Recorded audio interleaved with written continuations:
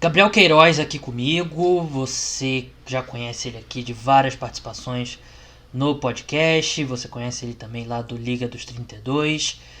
Pra quem tá vendo esse vídeo, tá vendo ele muito bem vestido com uma camisa do Odell Beckham do New York Giants, Color Rush. E aí, Queiroz, como é que você tá? Fala, Gabriel. Tranquilo, cara. Aí, depois de uma. Participei já bastante do podcast, mas também um tempo sem aparecer, uns probleminhas no trabalho, mas tudo resolvido, voltando aí ativa, produzindo bastante conteúdo sobre a NFL. Que daqui a pouco vem essa treta de training camps, abre CT. Então vamos ver o que vai sair disso aí.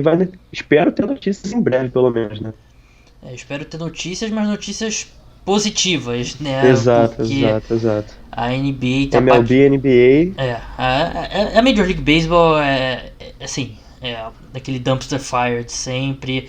O sindicato dos jogadores odeia a liga e a liga odeia o sindicato dos jogadores, eles não conseguem chegar a um acordo e a NBA tá ali um pouco derrapando, mas o assunto aqui é NFL e a NFL por enquanto não. Basicamente a única coisa que perdeu foi OTAs e minicamp, que é algo que acho que a gente já em geral exagera muito. O training camp não, o training camp só começa no final de julho. Então por enquanto a NFL está mais ou menos no seu calendário, acho que das principais ligas do mundo é que foi menos afetada, né, porque caiu bem no meio da off-season da liga. Mas a gente vai ter uma discussão aqui, presumindo que vai existir um 2020 na NFL, vai ter uma temporada. E a gente vai falar aqui de breakout players, né? Que é o que o pessoal fala lá nos Estados Unidos. São jogadores que a gente acha que tem tudo para explodir em 2020, dar aquele salto na carreira. Inicialmente eu falei da gente, eu conversando com o Queiroz, falei da gente fazer Pro Bowlers, caras que vão estrear no Pro Bowl, mas o salto de um jogador normalmente demora um pouco pro público perceber que ele é bom, né? E o Pro Bowl tem a votação do público, que é um critério bem grande. Então tem muito jogador que já é muito bom na liga que não vai a Pro Bowl, né, Queiroz? Exato. A gente sabe, assim, quando eu comecei a acompanhar a NFL, eu levava o Pro Bowl, a eleição do Pro Bowl, no caso, era sério, eu falava, pô, esse cara foi eleito, esse cara não foi. Mas, tipo, quando a gente vai passando os anos e vai vendo as eleições, a gente sabe que é muito mais um concurso de popularidade do que de Uhum. habilidade, se o jogador é bom, se ele fez uma boa temporada ou não. É, Então, acho que a sua definição aí foi muito boa. então eu fiz a minha lista de 5 jogadores, o Queiroz fez a lista dele de 5 jogadores. Não necessariamente jogador que está no seu segundo ano, não necessariamente jogador que sequer é jovem, mas jogador que a gente acha que tem tudo para dar um salto, que de repente já em 2019 já deu sinais positivos e agora os arredores dele mudou de uma forma que faça a gente acreditar que ele vai dar aquele salto de qualidade, que acontece muito nisso, né? O jogador, todo ano tem vários jogadores que dão um grande salto que ninguém esperava, ou muitas vezes as pessoas esperavam, eles vão lá e correspondem às expectativas. Então é esse o exercício hoje. Queiroz, vamos começar pela sua lista. Não necessariamente, eu não fiz em ordem aqui, eu separei 5 nomes. Não sei se você separou em ordem, mas vamos começar pelo o seu primeiro nome que você queira falar. Eu não separei em ordem não, tá aqui meio que aleatório, mas eu tenho o primeiro nome especial, que é um nome que eu acho que já é consenso entre a maioria das pessoas, muita gente espera muito dele, muita gente também não espera tanto dele assim, mas é o Drew Lock, não, tô brincando, calma. Já teve tanto Drew Lock nesse podcast, mas é um caso parecido com o Drew Lock, é o Kyler Murray, o quarterback do Arizona Cardinals. Tem se falado muito do Arizona Cardinals nessa off-season, né, porque o último ano já foi muito bom, já foi muito positivo, acima do esperado para muita gente, para mim inclusive. E eu acho que esse ano, com as adições na equipe, né, não precisa nem falar da chegada do André Hopkins e tal, o segundo ano do Cliff Kingsbury, que já teve um ano positivo, se você for colocar o que era esperado dele. Eu ainda não confio 100% no elenco, mas se tratando de Kyler Murray, eu acho que ele vai ter um grande salto para 2020. É um time que eu tô muito em alta, é o Arizona Cardinals. Eu tenho um jogador do Arizona Cardinals aqui que eu também coloquei na lista, que não é o Kyler Murray. Eu vou falar logo em seguida, mas antes falando especificamente do Kyler Murray, é, recentemente, eu não lembro qual foi o podcast que foi o podcast dos times que a gente acha que é 8 ou 80, que eu fiz com o Caio. E a gente falava do Arizona Cardinals, e a minha questão com o Arizona Cardinals é que a gente vê ano após ano um time jovem que entra no ano, depois de mostrar ser promissor num ano, e não consegue corresponder no ano seguinte por causa do peso da expectativa, né? Responsabilidade. É uma coisa É. você entrar sem muita responsabilidade e você corresponder, ter um bom ano. Outra coisa é todo mundo esperar que esse time vai ser bom e ele de fato ser bom. Não precisa ir muito longe. Ano passado o Cleveland Browns é o exemplo perfeito disso. Eu não acho que o Arizona Cardinals tenha o mesmo hype do Cleveland Browns, mas está bem parecido. Vai ser um time muito popular de palpite para playoff, até para vencer a divisão. Acho que vai ter muita gente arriscando. E esse é o meu medo com o Arizona Cardinals, porque ainda é um time jovem, tem jogadores assim, tem veteranos, tem caras como Chandler Jones, tem Patrick Peterson, Larry Fitzgerald e caras veteranos, mas eu acho que você tem o Kyler Murray que está no segundo ano, você tem o Cliff Kingsbury que também está no segundo ano dele na NFL, que são as duas posições mais importantes talvez aí no time de futebol americano, e são dois caras jovens, então eu acho que tem muita coisa mudando também, né? Eu vi outro dia, o Arizona Cardinals é um dos times que tem menos jogador, que mais vai ter jogadores novos como titular, eu não lembro exatamente os números, mas essa é a minha preocupação, Queiroz, é o peso dessa expectativa, porque o Kyler Murray é um cara que tá ali top 12 de cotação para MVP. E o meu medo com o Kyler Murray é esse, porque ele mostrou talento como rookie, ele não teve uma produção grande, mas ele mostrou promessa, ele mostrou que ele tem um braço muito bom, mostrou a mobilidade dele e tal.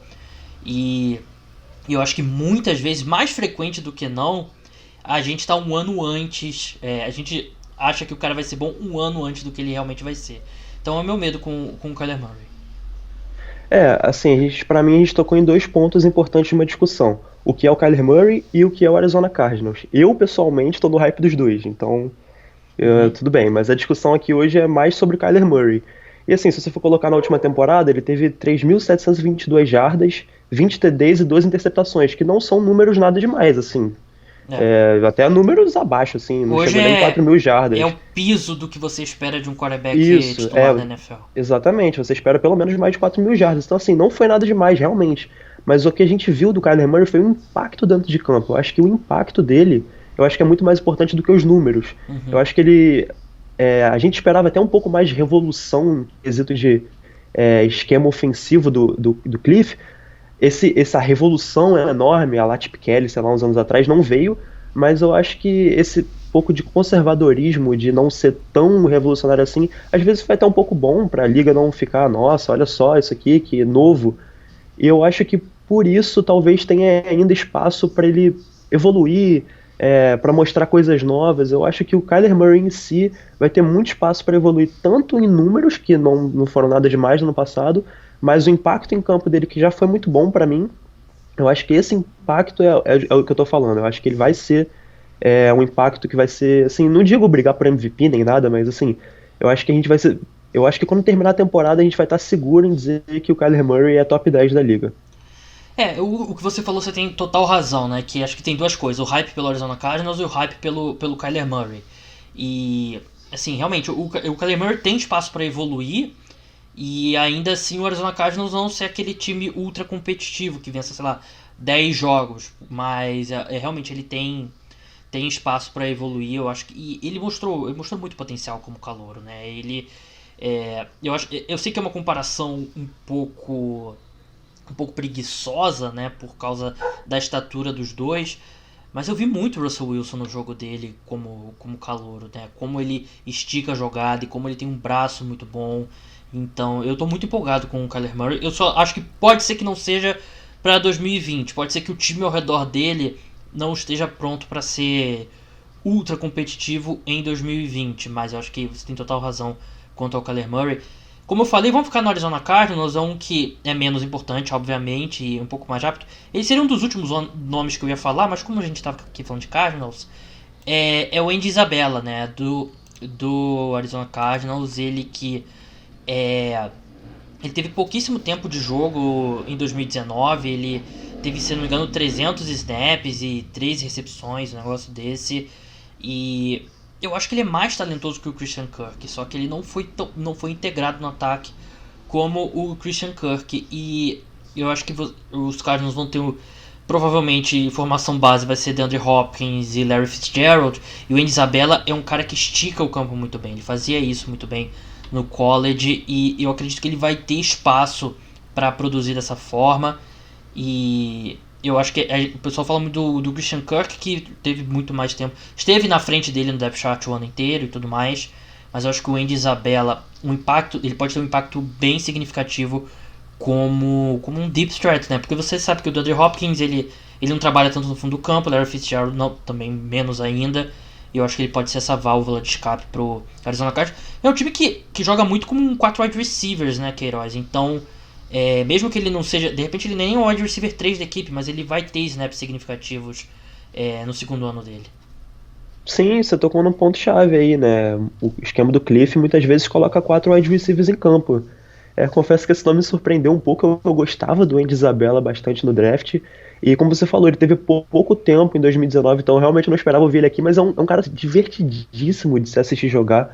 E Ele é muito ele é um cara que é um divertido. bom teste se você tá realmente informado, porque Aham, você olha pra cara do Andy Isabella e ele é baixinho, ele é branco, e aí a pessoa desavisada vai falar slot assim: receiver. é o Julian Edelman, ele é o Wes Uhum, Welker, né? Porque a gente sabe que esse biotipo de wide receiver todo mundo acha que é slot, mas ele é um cara que estica o campo, correu 4,4 e não sei quanto no 4 dash. sim. E o Cliff Kingsbury, o Kyler Murray lança bem a bola profunda, né? Então eu acho que para esse segundo ano eu acho que ele pode ter um impacto interessante.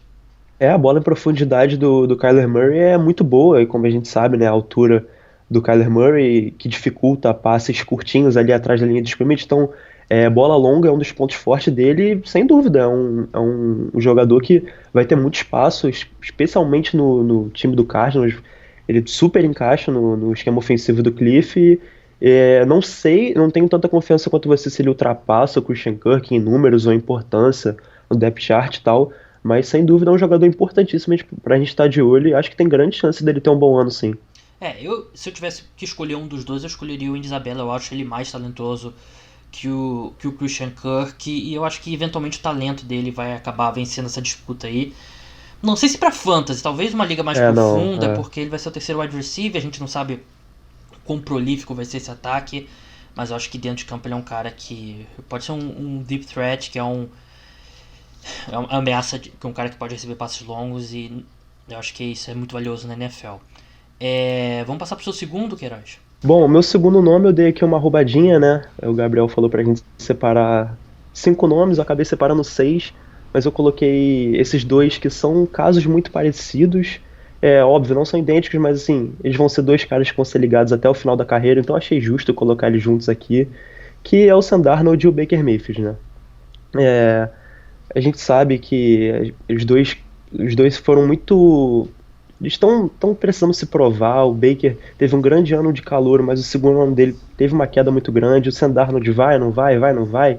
Pega lesão, né, mononucleose, assim, né? Então a quarentena foi até bom pro Sam Darnold não poder ir pra Verdade. festinha, né? Mas assim, eles estão em situação muito parecida e eu acho justo colocar eles aqui juntos.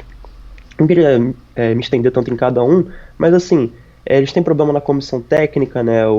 No caso, o Baker Mayfield teve ano passado com o Fred Kitchens, agora teve um salto com o Kevin Stefanski. O Sam Darnold tá com a Danguese, que é um cara que eu não gosto, eu já criticava ele desde a contratação, nunca gostei, mas enfim, ele tá lá e assim, eles têm problemas de elenco, o Baker Mayfield no Browns agora até menos, que conseguiram reforçar a linha ofensiva, que era um grande temor do Browns. O Sam Darnold que também ganhou um left tackle finalmente, não vai ter jogadores aleatórios no Madden protegendo ele, mas Jermaine ainda não é Fed. uma. Pois é, mas ainda não é uma OL confiável. E assim, eu acho que esse vai ser um grande ano do vai ou racha para os dois, né? Vai ser o terceiro ano que todo mundo fala que é tão importante para QBs calouros, por isso que foram selecionados tão alto. Então eu acho justo colocar eles na mesma prateleira. Espero que o Gabriel não fique chateado de eu ter roubado e colocado dois nomes a mais. Um nome a mais, né? Não, Mas é eles dois. eu entendo o que você fez, e eles estão ligados porque eles são da mesma classe, né? E a gente. Era uma discussão. A gente lembra aquele draft de 2018, era Sam Darnold ou Baker Mayfield, muita gente achava que era até o Josh Allen ou o Josh Josh Rosen Rosen também. Eu como tava a com o primeira Josh Rosen. escolha. Então eles estão ligados mesmo, né? Mas eu acho que o Baker Mayfield tá numa situação bem diferente do Sam Darnold. E assim, não só o time é melhor ao redor dele, e se eu tivesse que escolher um head coach aqui, eu prefiro o que eu não sei do Kevin Stefanski do que eu já sei sobre o Adam Gase. Com certeza. E o Sam Darnold não chegou nem perto de mostrar o que o Baker Mayfield mostrou, né? Então eu acho que tudo bem, acho que os dois entram pressionados mesmo, nisso eu concordo com você. Mas eu acho que o Sam Darnold, eu acho ele um pouco superestimado nesse momento, porque ele teve algumas sequências boas, e acho que se você faz alguns recortes de uma sequência ali na segunda metade de 2018, na segunda metade de 2019, ele realmente teve números bons, ele realmente teve bons desempenhos, mas acho que são amostras pequenas, e ele não tem foram 13 jogos do Baker Mayfield como titular, que ele jogou muito bem em 2018, ele não tem isso, então acho que os dois realmente têm um nível de pressão, só que eu acho que aí eu não sei nem dizer se um tem mais pressão do que o outro, porque o Baker Esse Mayfield... é o meu ponto. Hã? Esse é meu ponto. Eles estão, apesar de terem mostrado coisas diferentes, a questão da pressão é muito parecida. Além do fato do Sam Darnold jogar em Nova York, né? Ele jogou muito menos, o impacto Mas dentro de campo do Darnold foi muito pior. a expectativa em cima do Baker Mayfield não é maior porque ele é a primeira escolha geral e porque ele já mostrou em campo muito potencial. Porque o Sam Darnold, pra mim, ainda é uma interrogação. Eu não sei ainda o que esperar dele. A questão pra mim é, o Sam Darnold, se ele tiver um ano abaixo, por exemplo, do que ele teve ano passado, que já não foi bom, ele vai ser taxado como o novo Trubisky. Vai ser algo do tipo. Enquanto o Baker Mayfield, a gente tá colocando ele pra ver se o Browns chega nos playoffs, se eles conseguem, se ele é realmente isso tudo. Então eu acho que a pressão, mesmo que por motivos diferentes, é muito grande. Eu acho que a ressalva dá pra fazer aí. Mas eu acho que a questão de pressão vai ser muito parecida pros dois. Mas voltando ao centro aqui do tópico, né? Que é aquele cara que a gente acha que vai dar um salto. Eu acho que se tivesse que escolher entre um dos dois, eu não teria nenhuma dúvida que seria o Baker Mayfield. Eu acho provável que o Baker Mayfield dê o salto. O Sam Darnold eu acho possível, mas eu não apostaria. O Baker Mayfield ele tem um time melhor ao redor dele. Eu gosto do Kevin Stefanski. Como você falou, eles consertaram a linha ofensiva. Então eu diria até que é provável que o Baker Mayfield retome o que ele fez em 2018 e até evolua. Enquanto o Sam Darnold eu ainda acho que falta talento ao redor dele. E eu não apostaria nesse breakout year pro Darnold. Eu posso estar sendo um pouquinho mais otimista que a maioria. Eu acho que o João estaria mais feliz comigo que você nesse momento. Vamos ligar pro João. Vamos ligar pro João. Mas assim, a questão do Darnold ele ganhou, assim, não tem o mesmo elenco ao redor que o Mayfield, isso é indiscutível, isso não dá pra debater, mas assim, ele ganhou um left tackle que ele não teve na carreira dele inteira, o Mekhi Becton, por mais que eu era um cara que eu tinha ressalvas com o Mekhi Becton como prospecto, vamos ver aí, pelo menos é um cara grande ali pra tentar bloquear alguém, né? É um corpo. O Denzel Mims é um wide receiver que eu gostava no draft, chegou na segunda rodada. Então, assim, eu acredito também que a lesão do ano passado influenciou muito o Darnold. Acho que ele se mantendo saudável, eu acho que ele tem talento. Não tem como dizer que o Sam Darnold não tem talento. Eu acho que ele teve muitos problemas por azar, por dependência de motivo, mas eu acho que ele tem talento pra dar esse breakout aí. João? O grande problema é o Adam Gase. Queiroz, calma um minutinho. Oi. Só que a gente tá com o João Eduardo Dutra ao vivo aqui no podcast Cara dos Esportes por telefone. E aí, João, tudo bom? Tá me ouvindo, João? Tá, a ligação tá muito ruim, João. Vou ter que desligar, infelizmente. Foi mal. Não, pera aí. Me liga que é 2 minutos que eu vou ficar melhor. Tá legal, eu te ligo daqui a pouco.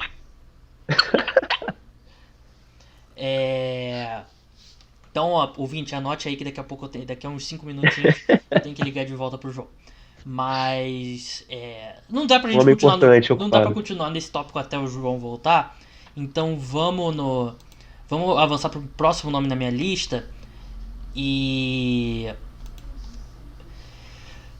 meu próximo nome aqui, que eu tava escolhendo aqui, é o Josh Allen. Mas não o Josh Allen que você tá pensando. É o Josh Allen, edge rusher do Jacksonville Jaguars. O problema dele em 2019 foi a existência do Nick Bosa. O Nick Bosa teve uma temporada fantástica como edge rusher calouro. Ele foi um dos melhores edge rushers da temporada, ponto. Não só calouros, entre todos.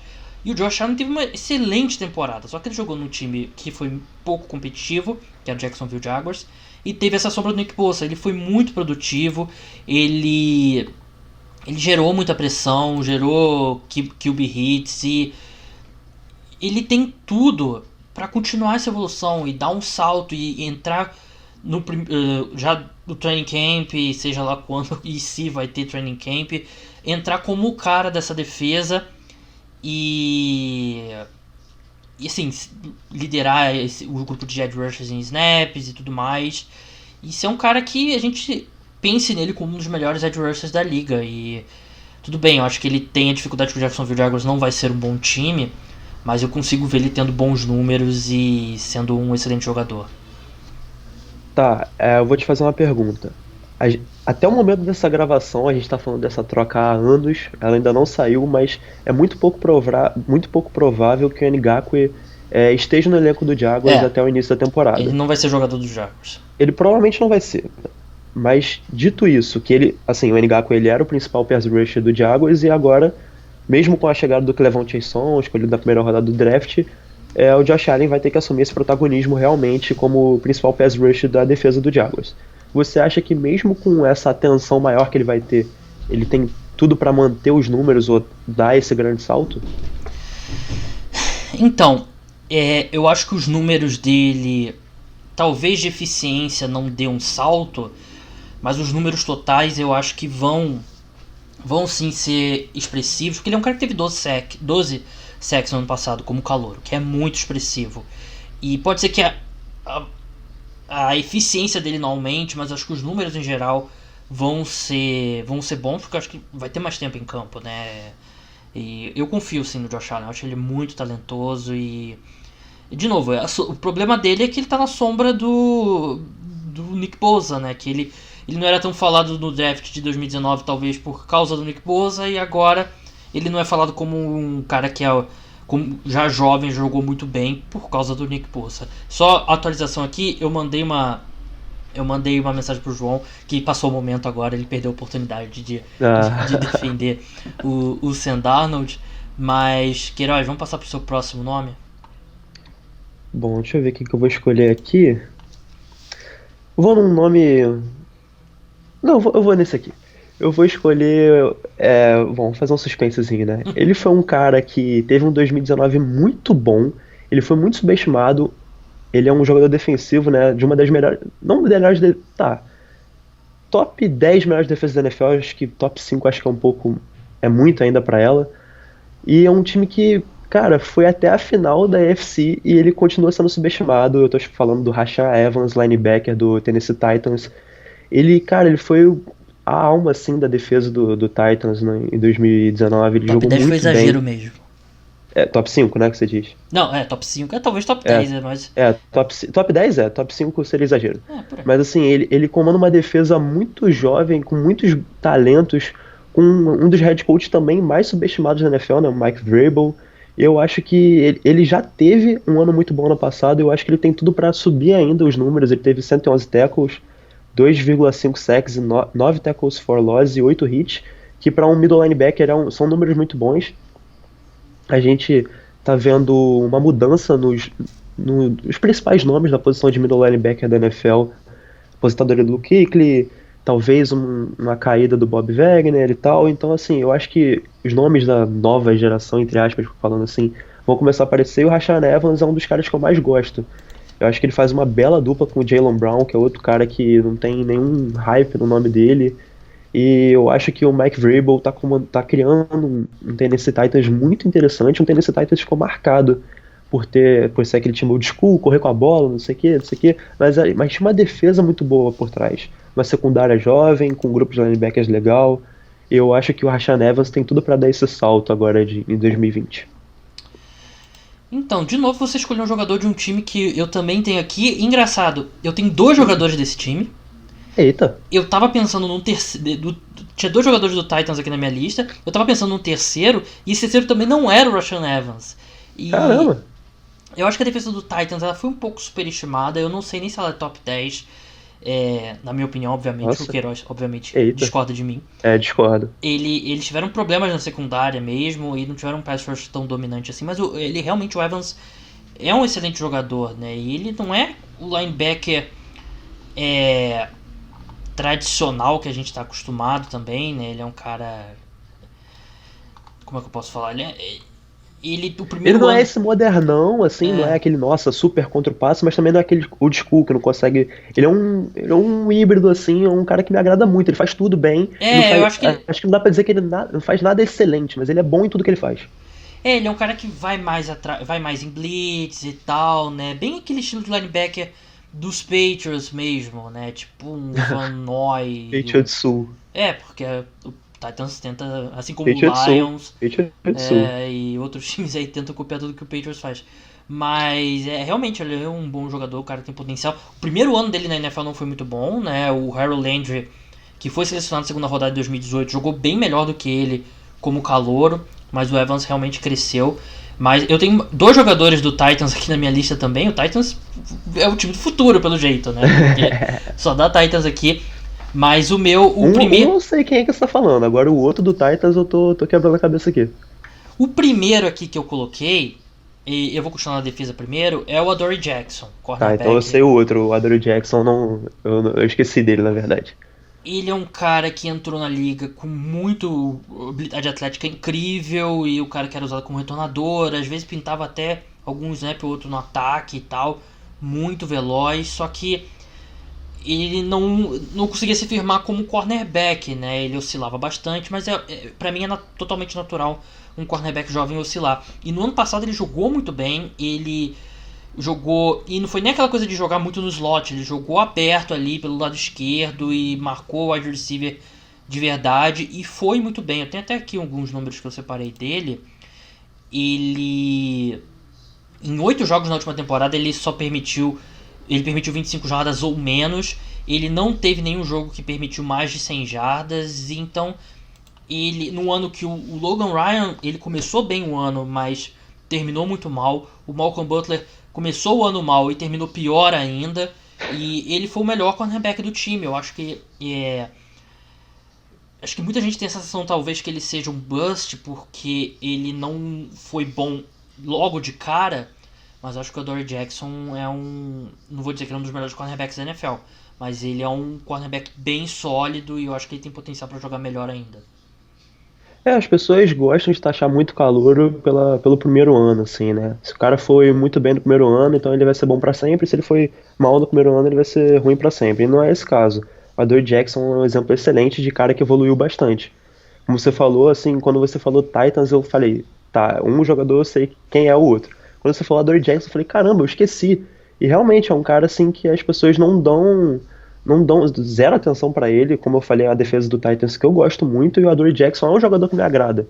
Foi um jogador que mostrou muita evolução, como eu já falei em alguns podcasts aqui, eu joguei futebol americano aqui no Rio, né, na areia, eu jogava de cornerback, então é uma posição que me agrada muito, e o Adoree Jackson é um cara muito divertido, muito rápido, então não tava na minha lista, não lembrei do nome do Adoree Jackson pra colocar aqui, mas vou torcer muito pra essa previsão do Gabriel se concretizar, que é um cara que me agrada.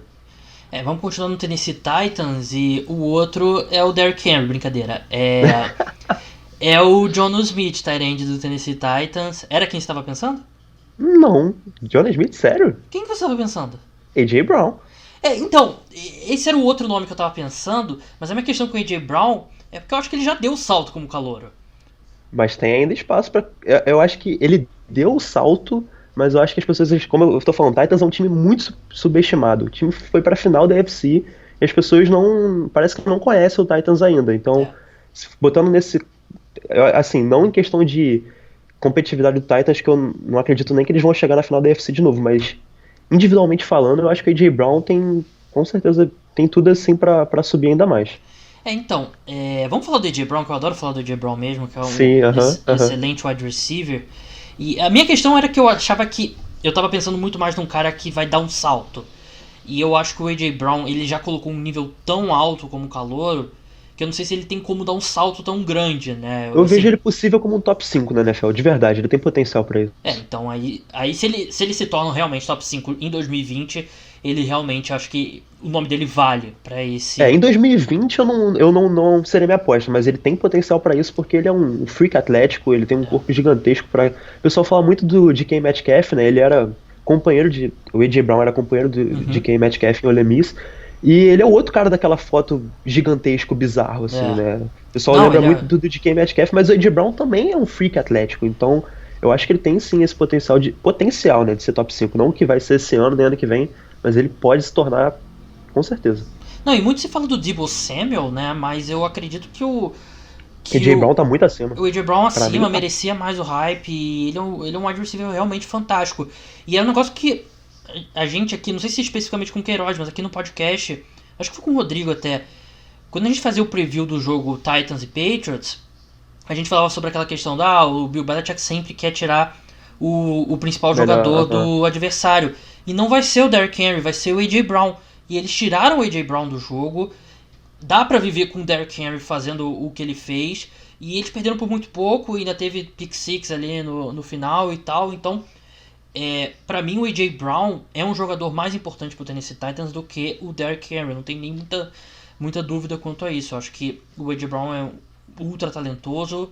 Mas não era o cara que eu tava pensando. Era o Jonnu Smith mesmo. O tight end do Tennessee Titans. Que ele é um cara que...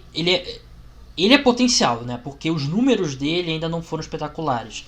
Mas é aquela coisa, tight end é uma transição que não é simples, né? São poucos os tight ends que tem, tipo, Gronk e George Kittle são os caras que logo de cara tem um impacto grande no seu time.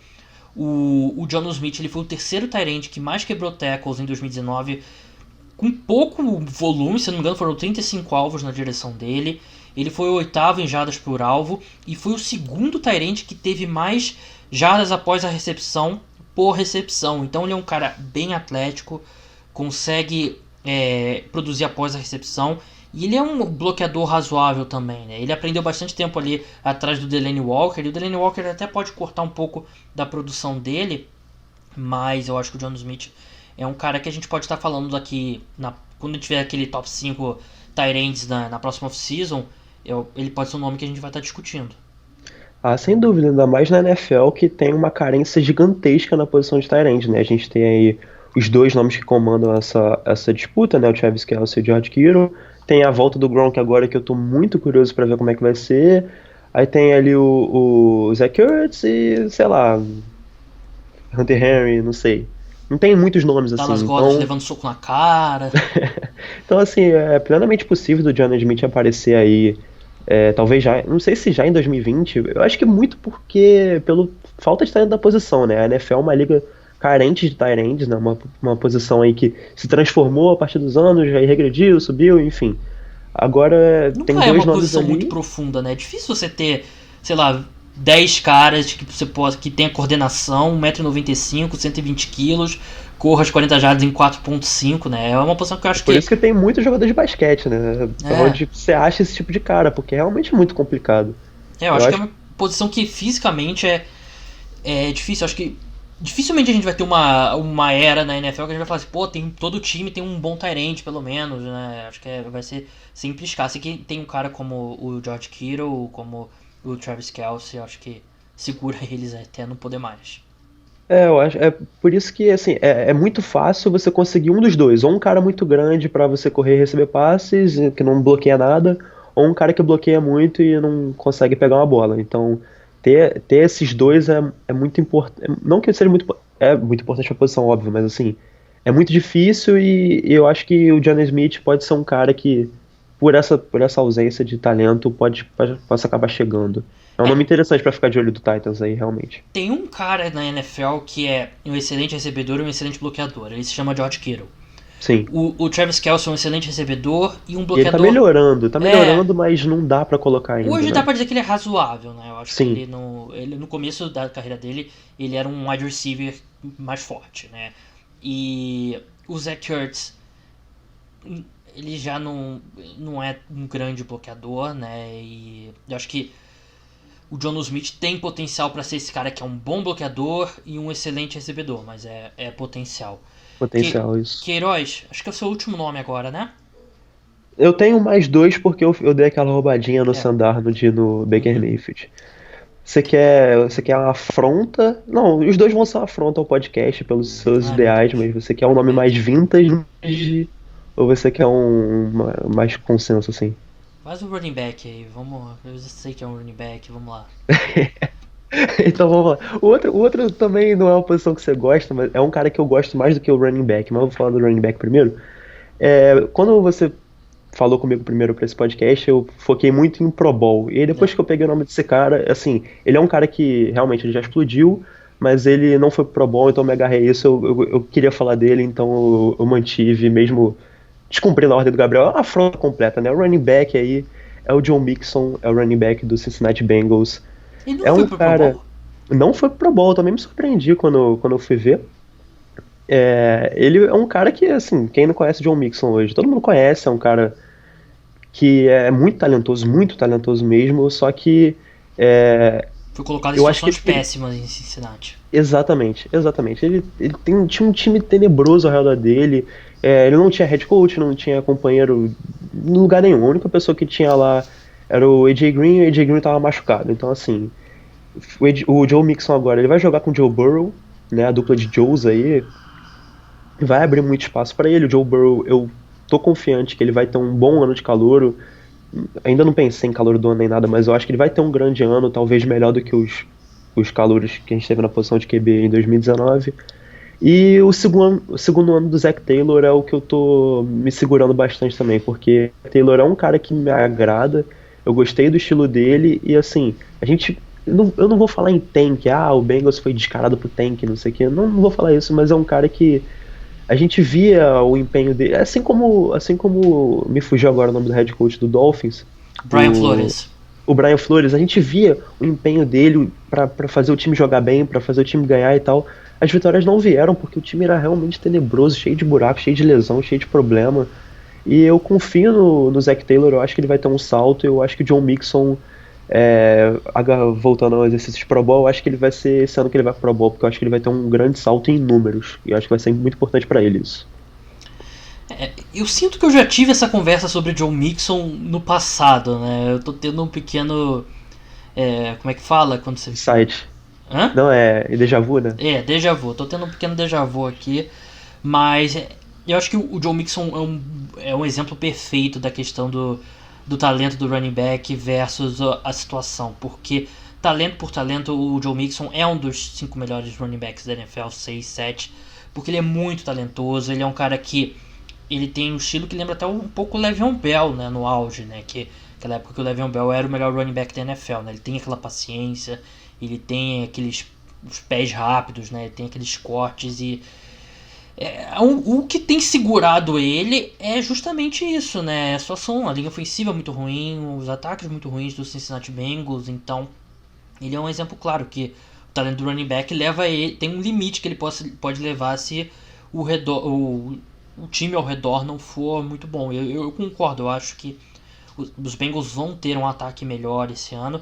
E uma coisa que você não falou que eu tenho quase certeza que 99% de certeza que mas é ano de contrato do Joe Mixon também, né? Sim, sim, ano de Então contrato. é mais um incentivo aí pra ele, né? Então acho que o Joe Mixon é um cara que se o ataque dos Bengals for competente, ele é ofensivo, jogar melhor, ele é um cara que pode ser, sei lá, acho que 1.300 jardas, 9 touchdowns não é um absurdo pra ele, se ele tiver uma boa situação ao redor dele. E eu tô esperando assim um número grande de touchdowns. A gente sabe que com QB calouro, quando chega ali na red zone, 25 jardas aqui, os head coaches da NFL são muito conservadores e colocam o cara pra correr, então, Tipo o Pete Carroll. exatamente. Então, assim, o John Mixon teve 5 TDs em 2019, eu não duvido nada ele ter mais de 10 esse ano, assim. Eu acho plenamente possível. A minha questão é que eu acho que a gente já. Assim, é porque a gente já teve essa conversa antes sobre John Mixon e não concretizou, né? Mas eu acho que ele é um cara que você pode botar na conta aí. Se machucou também, né? Mas você pode botar na conta aí do time ao redor dele. O meu último nome aqui é o último. É o último nome. É o Carlton Davis, cornerback do Tampa Bay Buccaneers. Ele é um cara que foi draftado em 2018. Em 2019, a segunda metade da temporada dele foi excelente. Ele defendeu 19 passes. Ele é um cara que que pressiona muito bem. Ele teve a terceira maior índice de passes incompletos forçados entre os cornerbacks na última temporada. E ele é um cara que tudo bem, é situação diferente, que era o primeiro ano do Jalen Ramsey, o primeiro ano do Jalen Ramsey, ele terminou a temporada jogando num nível altíssimo, e quem viu ele jogar sabia que ele era um dos melhores cornerbacks da NFL, e ele confirmou no segundo ano dele. Eu acho que o Carlton Davis, ele tem tudo pra, se ele repetir o que ele fez na segunda metade da última temporada, pela temporada inteira, e com o Tampa Bay Buccaneers recebendo muito mais atenção por causa do Tom Brady, eu acho que ele é um cara que a gente pode estar falando como um dos melhores cornerbacks da NFL, né? E os Bucs têm vários cornerbacks jovens que tem potencial, e pra mim o Carlton Davis é o melhor deles. E tem o Todd Bowles, né? O Todd Bowles é um cara que usa muita blitz e que deixa muitos cornerbacks marcando homem a homem. E isso, assim, é aquele ou vai ou racha, né? Ou o cornerback ele vai ser um desastre, assim, ou ele vai provar que ele é um excelente cornerback. E eu acho que o Carlton Davis, ele é um excelente cornerback e é um cara que, de repente, o resto do público na próxima off-season vai vê-lo como um dos melhores cornerbacks da NFL. Você tocou aí num ponto-chave pra mim, porque o meu quinto nome também é um jogador da defesa do Buccaneers, e o ponto-chave é o Tom Brady lá, e com o Tom Brady lá, o Buccaneers, assim, com todo respeito à franquia, aos torcedores, não é um time que recebe muita atenção, são pouquíssimas pessoas que param, agora eu vou ver um jogo do Tampa Bay Buccaneers. E agora em 2020 a gente sabe, a gente vê aí pelo número de prime time, se não me engano vão ser 5 ou 6 pro Buccaneers, então as pessoas vão assistir. E o Carlton Davis é um cara aí que a gente sabe que é muito talentoso, as pessoas não falam muito o nome dele, ele tem tudo pra ter esse salto, tem esse problema que você falou também, se é queimado e tal, não é nenhuma garantia. E eu vou acabar puxando um pouquinho já pro meu nome. Eu puxei pro Vita Vea, que assim, ele já é um dos melhores defensive tackles da NFL e, sei lá, se eu ouvir 3 pessoas falar o nome do Vita Vea na última temporada, por exemplo, foi muito. As pessoas não falam no Vita Vea porque ninguém assiste o jogo do Tampa Bay Buccaneers. Você pergunta assim, também, né? ele joga numa posição, que é o que eu falei, a outra posição que você não liga muito, que é nose tackle, mas ele talvez seja, assim, top 3 melhores comedor de espaço, né? Aquele nose tackle contra a corrida, come espaço, ocupa 2 gaps da E NFL. ele vem assim, melhorando como pass rush, né? Exato. Entre os nose tackles, ele é um cara que oferece um upside ali. Porque um nose tackle que você bota em situação de corrida tem muito, é fácil você arrumar relativamente. Mas o cara que te oferece um upside como o pass rush, indo atrás do quarterback, ele é valioso. E eu concordo plenamente, o Vita Vea é um dos melhores ali DT / nose tackles da NFL. Eu não tenho aqui as medidas dele, né? Mas ele é um cara gigantesco, ele é muito grande. E, assim, pro tamanho dele, ele é um cara muito rápido. Então, esse atleticismo dele, que ele realmente tem, apesar do tamanho, é uma das coisas que faz ele se destacar. Ele teve 2,5 sacks ano passado, 4 tackles for loss e 12 hits. Né? Então, assim, ele tá melhorando essa questão de ir atrás do quarterback e você ter um nose tackle, não um defensive tackle. Um cara ali que ocupa 2 gaps e tal, que geralmente pega marcação dupla e mesmo assim consegue pressionar, mesmo que, óbvio, menos do que nunca vai ser. mas assim, um cara que mesmo assim consegue pressionar é muito valioso. E o Vita Vea, assim, eu acho que se você perguntar, o melhor jogador da defesa do Buccaneers é o Lavonte David, mas ele tá na discussão, e eu não sei se você perguntar quem é o segundo melhor, eu não sei se as pessoas vão falar o Vita Vea. Pra mim, eu acho que e não sei se o pessoal vai falar em Ndamukong por ser um cara muito famoso e tal, mas o Vita Vea, a minha questão com o Vita Vea não é nem o salto de qualidade que ele pode ter, mas o salto de atenção em torno do nome dele que vai finalmente colocar ele ali na discussão entre os melhores da posição. Que acho que ele já, se não tiver, ele deveria estar pelo menos na discussão, assim.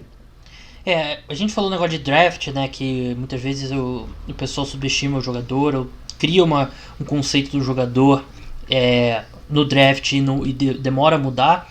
Eu acho que o que pesou muito contra o Vita Vea, principalmente no começo, é porque ele foi selecionado enquanto o Derwin James estava disponível, né? E o Derwin James não só é um dos melhores defensores da NFL, para mim o melhor safety da NFL quando tá saudável. Mas ele é um cara que era de Florida State, né? Então era ali do estado, né? E acho que isso pesou um pouco contra o Vita Vea no começo. Mas ele tem evoluído realmente, pra mim, um dos melhores nose tackles mesmo da NFL. Tem mais algum nome, alguma menção honrosa, Queiroz? Não, meus 5 nomes eram esses, meus 6 nomes 6, eram né? esse.